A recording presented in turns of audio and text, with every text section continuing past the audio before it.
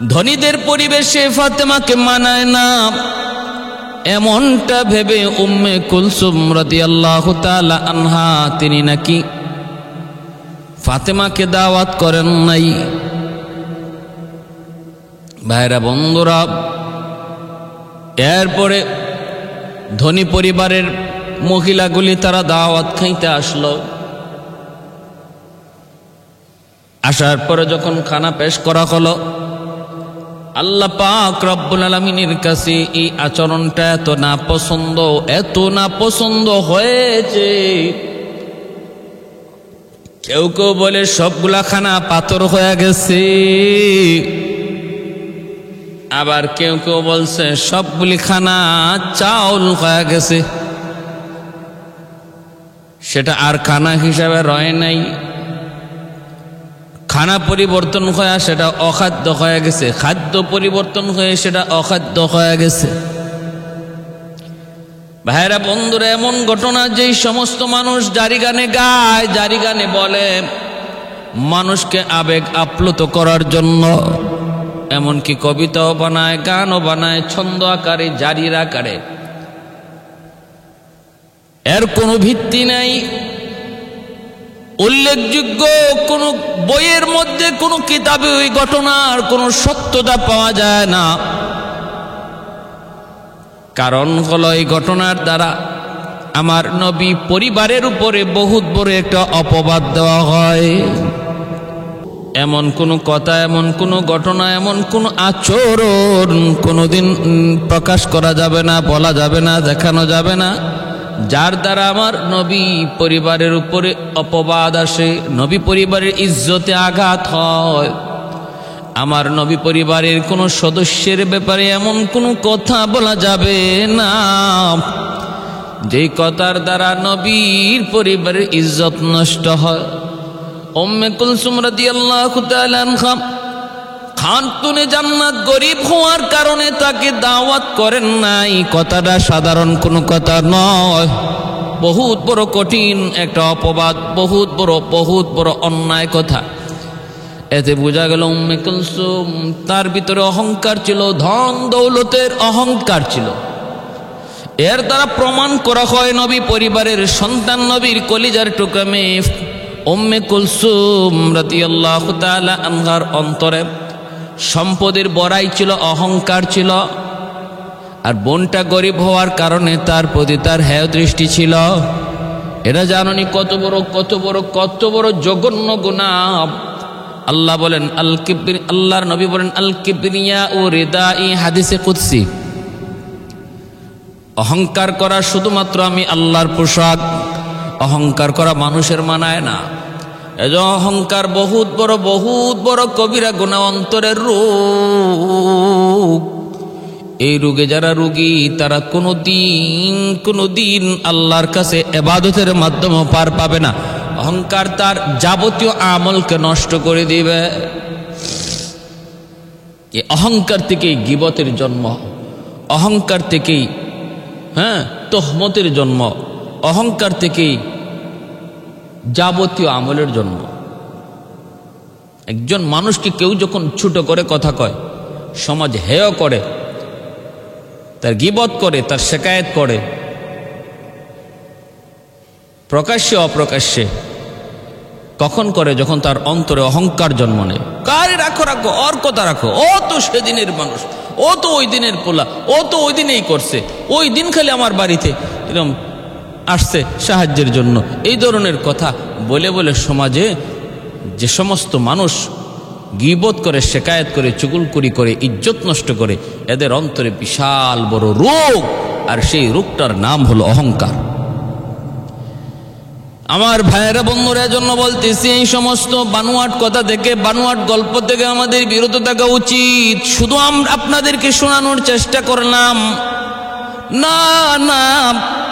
উম্মে কুলসুম রাদিয়াল্লাহু তাআলা আনহা আমার নবীর একজন কলিজার টুকরা মেয়ে, যার শরীরে আমার নবীর রক্ত রয়েছে রে, যার আচরণ আমার নবীর মতো হবে। তিনি হলেন উম্মতের জন্য নজির, উম্মতের জন্য দৃষ্টান্ত, নবীর একজন সাহাবিয়া। নবী বলেন আসহাবী কান্নুজুম বিআইয়িহিম ইকতাদাইতুম ইহতাদাইতুম। আমার এক একজন সাহাবী তোমাদের জন্য আকাশের নক্ষত্র স্বরূপ। তোমরা এক একজন সাহাবীকে অনুসরণ করলে হেদায়েত পেয়ে যাবা, সঠিক পথ পেয়ে যাবা, জান্নাতের পথ পেয়ে যাবা। আল্লাহর নবী সাহাবীদের ব্যাপারে এতটা গ্যারান্টি দিয়েছেন। নবী বলেন ইযা রাআইতুমুল্লাযীনা ইয়াসুব্বুনা আসহাবী ফাকুলু লানাতুল্লাহি আলা শাররিকুম। তোমরা যদি দেখো আমার কোনো সাহাবী, নারী হোক চাই সে পুরুষ হোক, তাকে কেউ গালমন্দ করে, তার চরিত্র নিয়ে কেউ কথা বলে, তারে কেউ মন্দ বলে, তার কেউ অপবাদ দেয়, তোমরা বলো ফাকুলু লানাতুল্লাহি আলা শাররিকুম। নবী বলেন তোমরা সাথে সাথে জবাব দিয়ে দিও, বইল তোর উপরে আল্লাহর লানত। আল্লাহ নবী বলছেন, আল্লাহ নবী বলেন সাথে সাথে জবাব দিয়ে দিও তোর উপরে আল্লাহর লানত, তোর উপরে আল্লাহর লানত। এজন্য আমার ভাইরা বন্ধুরা, উম্মে কুলসুম রাদিয়াল্লাহু তাআলা আনহার প্রথম বিবাহ হয়েছিল আবু লাহাবের ছেলে উতাইবার সঙ্গে। আবু লাহাবের দুই ছেলে আমার নবী দুই মেয়েকে বিয়ে করেছিল। উতবা বিয়ে করেছিল রুকাইয়াকে, আর উতাইবা বিয়ে করেছিল উম্মে কুলসুম রাদিয়াল্লাহু তাআলা আনহাকে।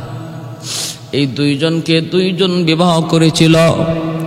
ভাইরা বন্ধুরা, আমার নবী রহমতের নবী, মায়ার নবী নবুয়ত পাওয়ার 6 বছর আগে, 6 বছর 7 বছর আগে উম্মে কুলসুম রাদিয়াল্লাহু তাআলা আনহার জন্ম হয়। ভাইরা বন্ধুরা, এরপরে তিনি কিছু বড় হতে লাগলেন। নবীজি ওই সময় আরবের একটা প্রচলন ছিল, অল্প বয়সী বিয়ে দেওয়া হয়ে যেত। আমাদের সমাজে সেটা অন্যায় অপরাধ, তখনকার সমাজের সময়ে সেটা এত অপরাধ ছিল না। নবী তার দুজন মেয়েকে বিবাহ দিলেন আবু লাহাবের সন্তান উতবা উতাইবার সাথে। এরপরে আমার নবী, মায়ার নবী যখন নবুয়ত পান, নবুয়ত পাওয়ার পর আল্লাহর নবী যখন তাওহীদের দাওয়াত দিতে লাগলেন, মেয়েদেরকে নবী উঠায় দেন নাই, নবীর ঘরেই ছিল, বিবাহ হয়ে গেছে। আবু লাহাবের ছেলে উতবা উতাইবা নবীর জামাতা, দুই মেয়ের জামাতা। নবী যখন কালেমার দাওয়াত দেন, তাওহীদের বাণী শোনান, আবু লাহাব নবীর তাওহীদের বাণী মেনে নিতে রাজি না। এমনকি আবু লাহাবের স্ত্রী উম্মে জামিল, সেও নবুয়তের দাওয়াত সে মেনে নিতে রাজি না। এমনকি আমার নবীর কঠিন বিরোধিতা শুরু করলো, কঠিন বিরোধিতা শুরু করলো। এক পর্যায়ে আমার নবীর উপরে আঘাত করলো আবু লাহাব। কেউ আঘাত করার সাহস করে নাই, সবার আগে আঘাতটা করলো আবু লাহাব। যখন নবী কালেমার দাওয়াত দিতে জাবালে আবি কুবাইস থেকে নবীজি দাওয়াত দেওয়ার জন্য সবাইকে ডাক দিয়েছিলেন।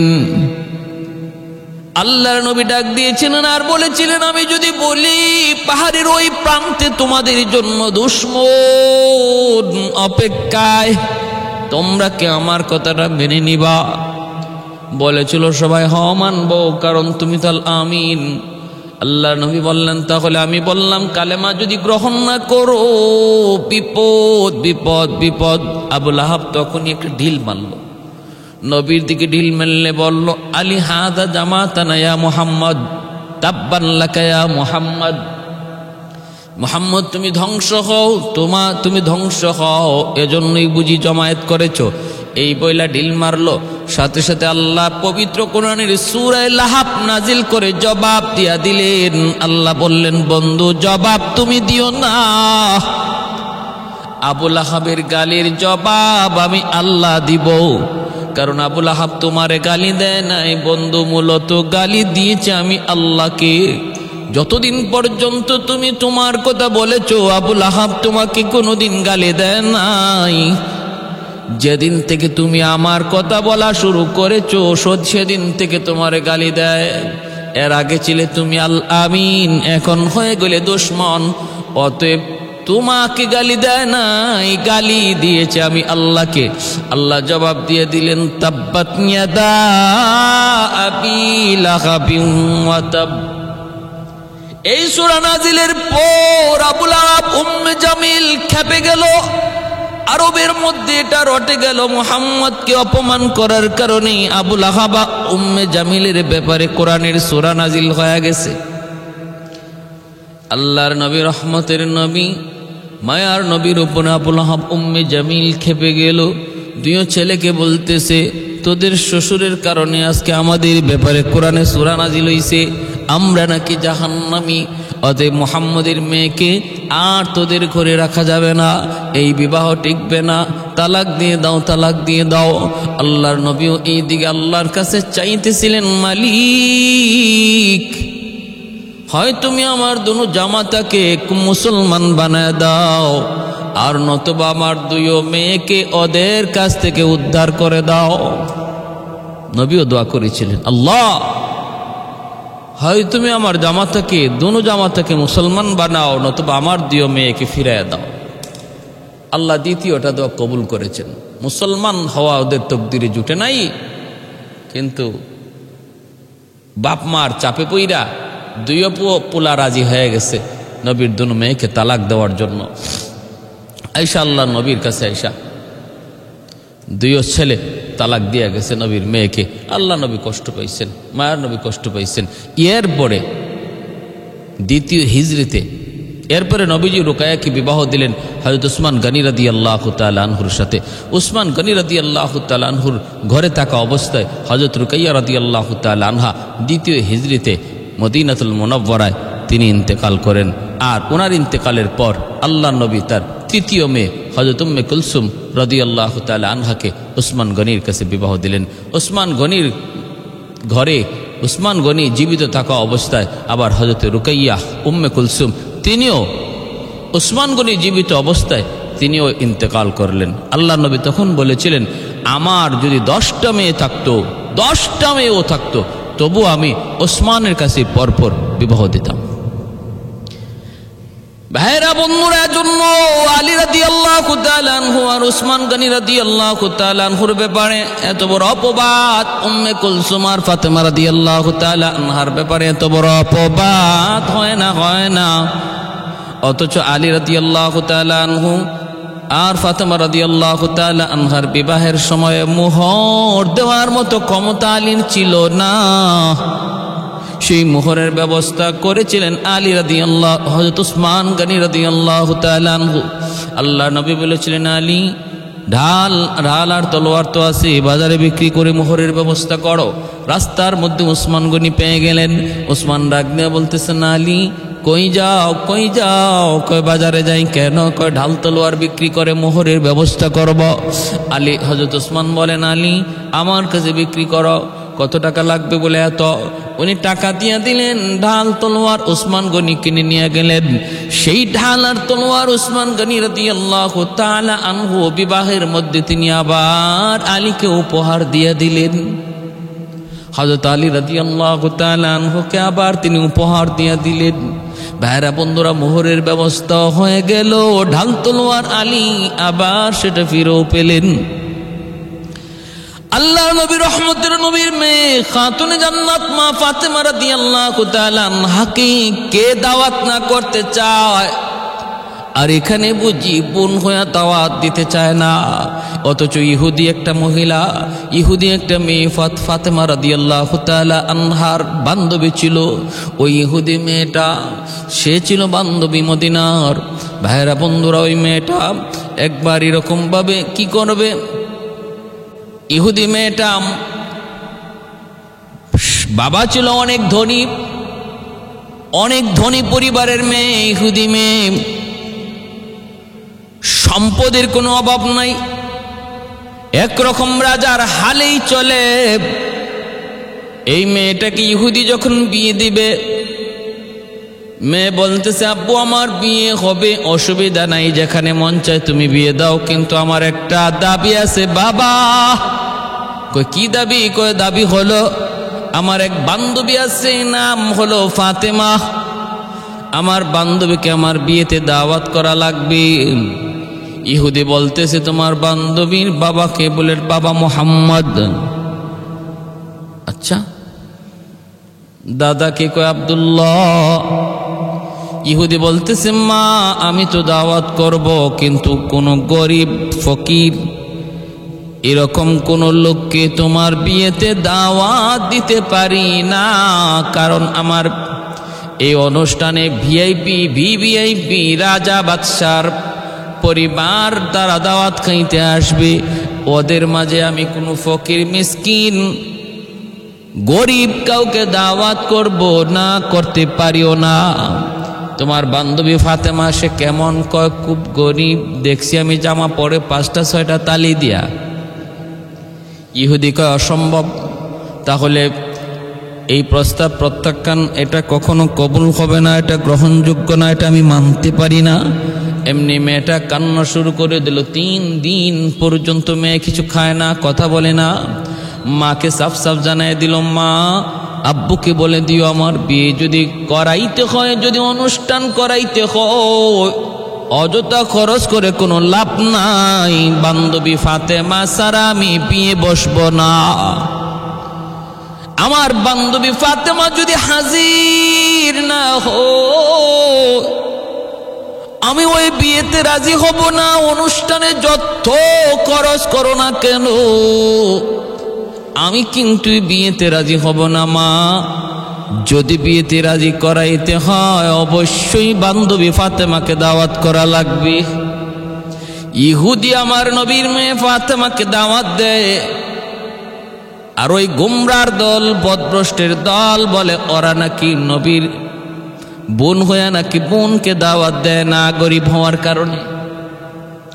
ইহুদি মেয়ে খানা বন্ধ করে দিল। 3 দিন চলে যায়। মা স্বামীর কাছে যা বলে, স্বামী গো, সন্তান যদি বাঁচাইতে হয়, বিবাহ তো পরে, আগে যদি বাঁচাইতে হয়, তাড়াতাড়ি তার বান্ধবীকে দাওয়াত করো। এমনি বাবা আসছে, আয়েশা বলতেছে, মারে একটু থাম। এ মা শোন, তোর কথা আমি মানবো, কিন্তু মা একটা শর্ত আছে। একটু যা দেখ না, খবর নেয়া দেখ, একটা চিঠি নিয়ে চিঠি পাঠা। তার বাবার বংশে, তার মায়ের বংশে কেউ রাজা ছিল কিনা, কেউ বাদশা ছিল কিনা, জমিদার ছিল কিনা। যদি তার বাবার বংশে, মায়ের বংশে কেউ না কেউ জমিদারও থাকে, আমি বলবো অমুক জমিদারের নাতিন, অমুক জমিদারের সন্তান।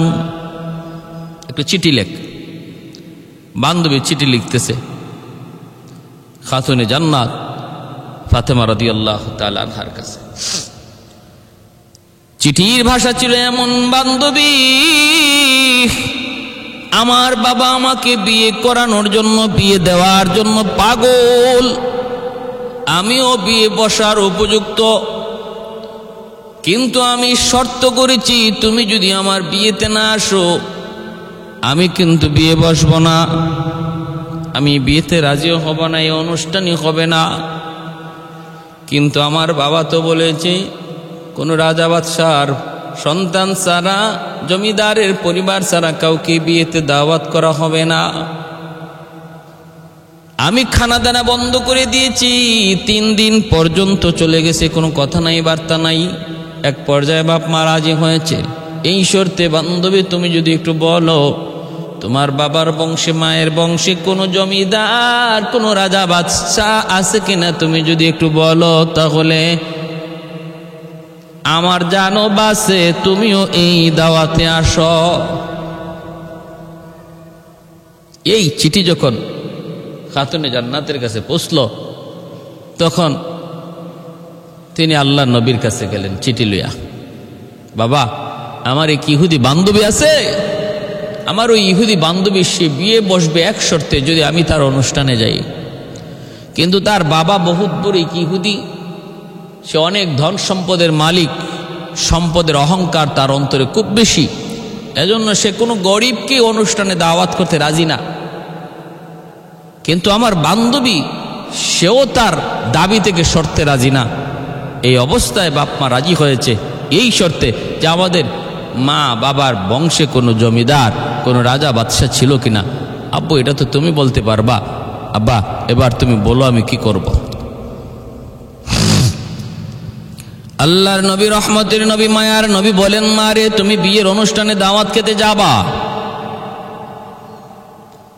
বাবা আমি যাব বলে, হ তুমি যাবা, তুমি চিঠি লিখে দাও, বান্ধবী আমি তোমার বিয়েতে দাওয়াত খাইতে আসব। বান্ধবী আমি তোমার বিয়েতে দাওয়াত খাইতে আসব।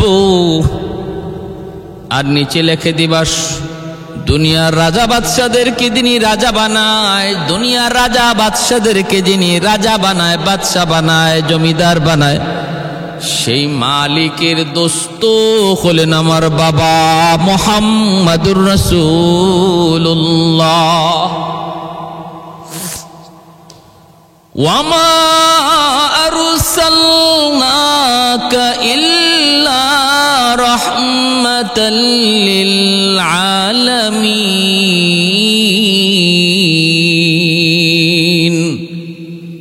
আল্লাহ পাক রব্বুল আলামিন কয়, বন্ধু তোমাকে জগতের জন্য রহমত বানায় পাঠাইছি। সূরা আলাম নাশরাহ লাকার মধ্যে কয়, ওয়ারাফা'না লাকা যিকরাক, ও বন্ধু আমি আল্লাহ তোমার নামকে উঁচু করেছি। আমি আল্লাহর নাম যত জায়গায়, তোমার নাম তত জায়গায়। আজানে আমার নাম, সাথে তোমার নাম। নামাজে আমার নাম, সাথে তোমার নাম। জানাজায় আমি আল্লাহর নাম, সাথে তোমার নাম। জানাজায় দেখবেন আর কিছু না থাকলেও আলহামদুর সাথে সূরা না থাকলেও দরুদ শরীফ জানাজার মধ্যে আছে নি না নাই? ইকামতের ভিতরে আমি আল্লাহর নাম, সাথে তোমার নাম। বাংলার জমিনে যেখানে আজান শেষ, ভারতের জমিনে আজান শুরু। ভারতে শেষ, পাকিস্তানে শুরু। যেখানে আমি আল্লাহর নাম উচ্চারণ হয়, সেখানেই তোমার নাম উচ্চারণ হয়। কালেমার ভিতরে আমি আল্লাহর নাম, সাথে সাথে তুমি বন্ধুর নাম। तकबीर में कलमा में नमाजों में यज़ा में, तकबीर में कलमा में नमाजों में यज़ा में, है नाम इलाही से मिला नाम मुहम्मद, है नाम इलाही से मिला नाम मुहम्मद। फरमाती ही आदम को मुझे खुल्द तरी में, लकहा हुआ तो बाब मिला नाम मुहम्मद, लकहा हुआ तो बाब मिला नाम मुहम्मद। महबूब ने कहा सल्ली अला नाम मुहम्मद, आका की जिया दिल की जिला नाम मुहम्मद, आका की जिया दिल की जिला नाम मुहम्मद। ভাইরা আমার, এই চিঠি লিখা বান্ধবীর কাছে পাঠাবে। বান্ধবী বাবাকে যে বলল, বাবা আমার বান্ধবী আসবে। কেমনে আসবে? তার বংশে কোনো রাজা বাদশা ছিল? বলে রাজা বাদশা যিনি বানায়, সেই মালিক হলো আমার বান্ধবীর বাবার বন্ধু। সে বলে দিয়েছে আসবে, বাবা আসবে। এবার তুমি বলো বিয়ে হবে কি হবে না? বাবা কই বিয়ে হবে, ঠিক আছে তার আসতে বল। রাজা বাদশার পরিবারের সদস্যরা বিয়ের আসরের মধ্যে বসে আছে। এইদিকে আগামীকাল বিয়ের অনুষ্ঠান। খাতুনে জান্নাত বাবাকে বলতেছে, আব্বু কাল তো অনুষ্ঠান, আমি যাব, বিয়েতে যাব। বলে হ তুমি যাবা। সন্ধ্যার সময় একবার কই, বাবা আমি তো আগামীকাল যাব। নবী কই যাবা, কিন্তু পোশাক আশাক কি পইরা তিনি যাবেন? নবী কিছুই বলেন না, কিছুই তো বলেন না।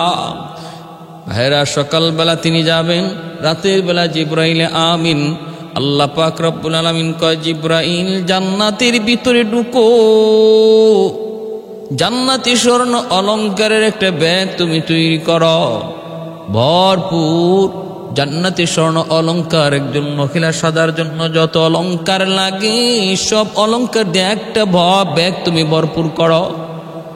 আরেকটা ব্যাগের ভিতরে জান্নাতি পোশাক, যেই পোশাক পইরা মানুষ বেড়াইতে যায় এমন একটা পোশাক দিয়া ব্যাগ তৈরি করো।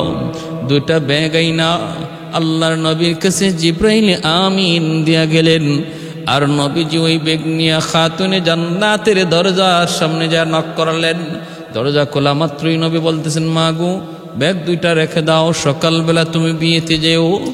আল্লাহর নবী, রহমতের নবী, মায়ার নবী, তিনি ব্যাগ দুইটা দিয়ে দিলেন খাতুনে জান্নাত। ব্যাগ দুইটা দেখে জান্নাতি পোশাক, জান্নাতি অলংকার পেয়ে শুকরিয়া আদায়তে তিনি নামাজে দাঁড়াইয়া গেলেন। এ ভাই, এজন্য বলতেছিলাম শুকরিয়া আদায়ের জন্য তিনি নামাজে দাঁড়ায় গেলেন। নামাজ পড়েন, আল্লাহর কাছে শুকরিয়া আদায় করেন। তিনি বুঝতে বাকি রইল না, এ কোনো দুনিয়ার মার্কেটের কোনো গহনা নয়, এই গ্রান এটাও দুনিয়ার কোনো আতরের গ্রান নয়, এই পোশাক দুনিয়ার কোনো পোশাক নয়, জান্নাতি পোশাক, জান্নাতি গ্রান।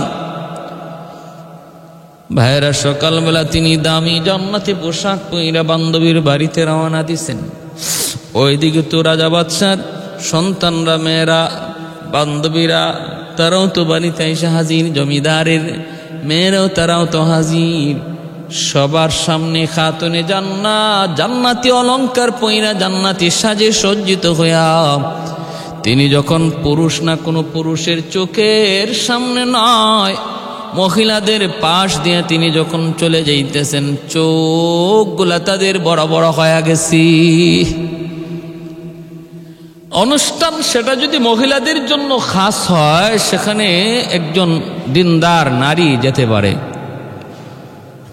পুরুষ মিশ্রণে আজকে আমাদের সমাজের যে বিবাহ অনুষ্ঠান হয়, যেখানে নারী পুরুষ এক টেবিলে বৈশা খানা খায়, এই ধরনের অনুষ্ঠানে যাওয়া হারাম, সাফ সাফ হারাম, সাফ সাফ হারাম। নিজেও যাওয়া যাবে না, পরিবারকেও পাঠানো যাবে না। যে বিবাহটা ছিল বরকতের বিষয়, যে বিবাহটা ছিল সোয়াবের বিষয়, ধর্মের অংশ, সেই বিবাহটাকে আজকে ইহুদ খ্রিস্টানদের কালচারে সম্পন্ন করার কারণে সে অনুষ্ঠান নেকির কাজ গুনাহে পরিণত হচ্ছে। যেটা সোয়াবের কাজ, নেকির কাজ, সেটা গুনাহে পরিণত হচ্ছে। আমাদের কোনো খবরই নেই। এজন্য বলবো, মা বোনদেরকে বলবো, ভাইদেরকে বলবো, বিবাহের অনুষ্ঠান করবেন, বরযাত্রী অনুষ্ঠানের চাপ দিবেন না। মেয়ের বাড়িতে বরযাত্রী কোনো অনুষ্ঠান শরীয়তে এলাও না। শুধু ছেলে তার বাড়িতে অলিমা করবে, তৌফিক থাকলে ওই অলিমাতে সে দাওয়াত করবে বন্ধু বান্ধবকে।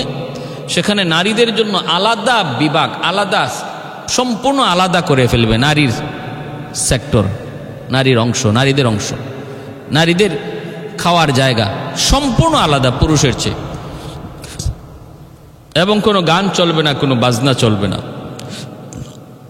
তাহলে এই অনুষ্ঠানটা, এটা একটা নেকিতে পরিণত হবে, সোয়াবের অংশ, জীবনের একটা বহুত বড় সোয়াবের অংশে পরিণত হবে। নবী বলেন, আন নিকাহু মিন সুন্নতি ফামান রাগিবা আন সুন্নতি ফালাইসা মিন্নি। বিবাহ করা আমি নবীর সুন্নত। এই বিবাহ থেকে যে নিজেরে ফিরে নিল, সে আমার দল থেকে বাইর হয়ে গেল। এজন্য যার শারীরিক শক্তি আছে, যাদের আর্থিক শক্তি আছে, যার শারীরিক এবং আর্থিক শক্তি সামর্থ্য আছে, তার জন্য বিবাহ করা অবশ্যই জরুরি, ফরজ, ফরজ। তার জন্য বিবাহ করা ফরজ। যার শারীরিক শক্তি আছে কিন্তু আর্থিক সামর্থ্য নাই, তার জন্য শরীয়তের বিধান, তুমি বেশি বেশি রোজা রাখো, বেশি বেশি রোজা রাখো। বউ পালার, একজন স্ত্রীকে পালবার সামর্থ্য যদি না থাকে, তার খরচ, তার খরপোশ দেওয়ার সামর্থ্য না থাকে, তাহলে বিবাহ তুমি কেন করবা? আরেকজন মহিলা এনে কষ্ট দিবা? তুমি রোজা রাখো, তোমার উপরে বিধান হলো তুমি রোজা রাখো। শারীরিক শক্তি যেটা আছে, রোজা রাখলে শারীরিক চাহিদা যেটা আছে, এটা দুর্বল হয়ে আসবে। এজন্য আমার ভাইয়েরা, বন্ধুরা, খেয়াল করে মনোযোগ দিয়ে শুনুন। খাতুনে জান্নাত তিনি যখন ওই বাড়িতে যায় ঢুকলেন, শুধু নারী বান্ধবীরা তাদের সামনে যায় ঢুকলেন, তাদের চোখগুলা বড় বড় হয়ে গেল। কি ব্যাপার, এত দামি পোশাক জীবনে কোনোদিন দেখি নাই, জীবনে কোনোদিন দেখি নাই। খাতুনে জান্নাত তিনি তো ধর্মীয় কিছু কথা শুরু করলেন। সবাই মন দিয়ে মনোযোগ দিয়ে শুনতেছে, মনোযোগ দিয়ে শুনতেছে। একজন বান্ধবী বলতেছে, বান্ধবী কথাটা একটু বন্ধ করো। মনে করছে যে সবাই বিরক্ত হয়ে গেছে। কারণ বিয়ে বাড়িতে ওয়াজ নসিহত চলে না, বিয়ে বাড়িতে বরযাত্রী অপেক্ষায় থাকে কখন খানা আসবে। কারণ ওই সময় বরযাত্রীদের টেম্পার থাকে বড় গরম। বিয়ে বাড়িতে বরযাত্রীদের টেম্পার গরম থাকে। যদি 19-20 হয় উতাল পাতাল শুরু হয়ে যায়, প্লেট ভাঙ্গে, তরকারি উড়ায় ফেলায় দেয়, ডাব পাইরা খায়, পেয়ারা পাইরা খায়, কত কিছু, ঠিক না? ওই দিন বরের চেয়ে বরযাত্রীর পাওয়ার বেশি থাকে। বিয়ে বাড়িতে বরের চেয়ে বরযাত্রীর পাওয়ার বেশি থাকে। এজন্য মেয়ে পক্ষ, কনের পক্ষ এরাও সহজে বরযাত্রীর সাথে কোনো বাজাবাজি করে না। বহু প্রমাণ এমন আছে বরযাত্রীর গণ্ডগোলের কারণে, বরযাত্রীর কারণে বিয়ে ভেঙে গেছে। বিয়ের আসরে যায় বরযাত্রীর সাথে গণ্ডগোল হয়েছে, এতে করে বিয়ে ভেঙে গেছে, এমন নজির আছে। বহু প্লেট, বহু তরকারির বাটি বরযাত্রী ভাঙছে, নজির আছে। লবণ কেন কম হলো, তরকারিতে ঝাল কেন বেশি হলো, এটাই প্রবলেম। এতে করে তরকারির বাটি ভাঙছে, প্লেট ভাঙছে, কারণ এদিন পাওয়ার বেশি, পাওয়ার বেশি। অথচ বলুন তো, এই বিয়ে বাড়িতে এই বরযাত্রীর উসিলায় বর খাইতে আসছে না বরের উসিলায় বরযাত্রী খাইতে আসছে? বরের উসিলায় বরযাত্রী খাইতে আসছে, বরযাত্রীর উসিলায় বর খাইতে আসে নাই। তারপরও দেখা যায় বর কথা কম কয় আর বরযাত্রীরা বেশি কথা কয়। বর কম খায়, বরযাত্রী বেশি খায়। ঠিক তেমনি এই দুনিয়াতে আল্লাহ পাক ইমানদারকে বর বানায় পাঠাইছেন আর বেঈমানদেরকে বরযাত্রী বানায় পাঠাইছেন। আল্লাহ বরকে বলছেন তোমার আজকে কম খাবে, কম বলবে, তাফালিং কম করো। আর বেঈমানরা ওই বিয়ের আসরের মতো তাফালিংও বেশি করবে, ঝগড়াঝাটিও বেশি করবে, খাইবেও বেশি, কথাও বলবে বেশি, আকাম কুকামও করবে বেশি। আর বর সে চুপচাপ খালি অপেক্ষায় থাকবে যে কখন এই আসরটা শেষ হয়, এরপরে আমি আমার বাসর ঘরে যেয়ে ঢুকবো। এই বিয়ার আসরটা, এই খাওয়া দাওয়ার আসরটা কখন জানি শেষ হয়, আর বরযাত্রী কখন জানি বিদায় হয়, আর আমি কখন জানি বাসর ঘরে যেয়ে ঢুকি, এই অপেক্ষায় থাকে বর। ঠিক দুনিয়ার মিসালটাও হলো এমন। এজন্য ইমানদার হাই হতাশ করার কোনো সুযোগ নাই, শুধু অপেক্ষায় থাকো এই বিয়ের আসরটা কখন ভাঙবে আর তুমি কখন বাসর ঘরে ঢুকবে, তুমি সে অপেক্ষায় থাকো। আর বেঈমানরা ওরা আজকের একদিনে যা মন চায় তা করুক, যা মন চায় তা খাক, যা মন চায় তা বলুক, এরপরে তাদের ভাগ্যে আর কোনো খাওয়া নাই, তাদের ভাগ্যে কোনো আর আনন্দ নাই। তোমার ভাগ্যে আনন্দ এরপর থেকে শুরু হবে আর শেষ হবে না। ভাইরা বন্ধুরা, খাতুনে জান্নাত ফাতেমা রাদিয়াল্লাহু তাআলা আনহা, তিনি তো ওই বাসর, তিনি তো ওই বিয়ে বাড়িতে কিছু কথা বলবেন। বান্ধবী কয়, বান্ধবী কথা একটু বন্ধ করো। বলে কি হয়েছে বলো? ও বান্ধবী, তুমি আমার পাশে বসছো, তোমার শরীরের এই দামি পোশাকে আমার হাতটা লাগছিল, আমার শরীরের মধ্যে একটা সুঘ্রাণ চলে আসছে, পাশে করে আমার ওই বান্ধবীর শরীরেও সুঘ্রাণ গেছে। আমরা সবাই তো মাতামাতি আলোচনা করতেছি, তুমি যে সুন্দর আলোচনা করতেছো, ক্ষুধার যন্ত্রণা আমাদের কখন কোন দিক দিয়ে চলে যাবে টেরও পাবো না। ক্ষুধার চেয়েও তোমার, খানার চেয়েও তোমার কথা আমাদের ভালো লাগতেছে। কিন্তু বান্ধবী, আমরা শুধু একটা কথা জানতে চাই, ফাতেমা একটু বল বল, এই জামা কোন মার্কেট থেকে আনছো? কোন মার্কেট থেকে আনছো? ওই মার্কেটে যাবার রাস্তা কোন পথে? খাতুনে জান্নাত কয়, বান্ধবীরা, এটা দুনিয়ার কোন মার্কেট নয়, এই মার্কেটের মালিক হলেন আসমানের মালিক, জমিনের মালিক, জান্নাত জাহান্নামের মালিক আমার আল্লাহ। তিনি হলেন ওই মার্কেটের মালিক, আর সেলসম্যান হলেন জিব্রাইল আমিন।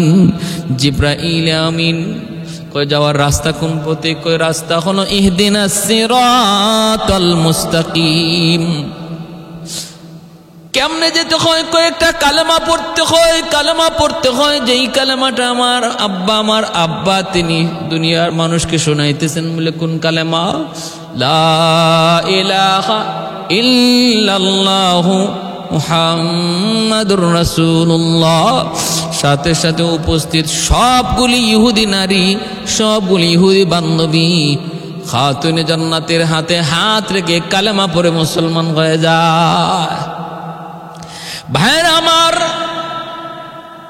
যদি আপনি বলেন এই ঘটনাও মিথ্যা, তাও আমি বলবো, বলুন এই ঘটনা যদি মিথ্যাও মেনে নেন, নির্ভরযোগ্য কোন কিতাবে যদি নাও পান, তবু এর দ্বারা নবী পরিবারের উপরে কোনো তহমত আসে না, আমার নবী পরিবারের উপরে কোনো অ্যাটাক আসে না, আমার নবী পরিবারের উপরে কোনো ধরনের অপবাদ দেওয়া হয় না। মনে রাখতে হবে উল্লেখযোগ্য, মনে রাখতে হবে নির্ভরযোগ্য কোনো কিতাবের ঘটনা যদি না হয়, আর সেই ঘটনা যদি শরীয়তের কোনো বিধানের সাথে সাংঘর্ষিক না হয়, মানলে অসুবিধা নাই। যদি আমার এর দ্বারা আমলের কোনো বিষয় থাকে, বাইরা আমরা এজন্য বলতেছিলাম, আমরা যদি ইসরাইলের আয়াত মানি, আমরা যদি নির্ভরযোগ্য কিতাবের কোনো ঘটনা নাও শুনি, তবুও সেই ঘটনা যদি শরীয়তের কোনো বিধানের সাথে, সাহাবায়ে কেরামের ইজ্জতের উপর, নবীর ইজ্জতের উপর, নবী পরিবারের ইজ্জতের উপর, উলামায়ে কেরামের ইজ্জতের উপর আঘাত করে এমন কোনো ঘটনা যদি না হয়, তাহলে সেটা মেনে নিতে কোনো অসুবিধা নাই, যদি এর মধ্যে আমলের কোনো উৎসাহ পাওয়া যায়। আমলের যদি উৎসাহ মিলে, সেটা যদি আকীদা সংক্রান্ত কোনো বিষয় না হয়, আকীদা সংক্রান্ত বিষয়, যে আমি এটা মানলে আমার কোনো আকীদার সাথে দ্বন্দ্ব বেজে যাইতেছে, তাহলে মানতে অসুবিধা নেই। বিয়ার হাদিরিন, তাহলে আমরা প্রথম ঘটনাটা যেটা বলা হয় যে উম্মে কুলসুম ফাতেমাকে দাওয়াত দেন নাই, ফাতেমা গরিব হওয়ার কারণে, আর পরিণতিতে তার ঘরের দাওয়াতের সব খাদ্যদ্রব্য সেটা পাথর হয়ে গেছিল। এই ঘটনাটার কোনো ভিত্তি পাওয়া যায় না, সম্পূর্ণ বানোয়াট একটা গল্প, বানোয়াট একটা গল্প।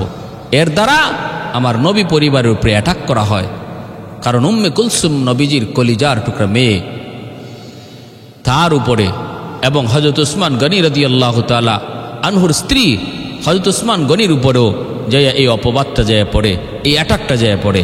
অতএব এই সমস্ত কথা যারা বলে আমরা তাদেরকে বাধা দিব, এই সমস্ত জারিগান যারা গায় তাদেরকেও আমরা বাধা দিব, এবং ইসলামের সুন্দর সুন্দর ঘটনাবলী, সহি সহি ঘটনাবলী আমরা শুনবার এবং আমল করার চেষ্টা করব ইনশাআল্লাহ।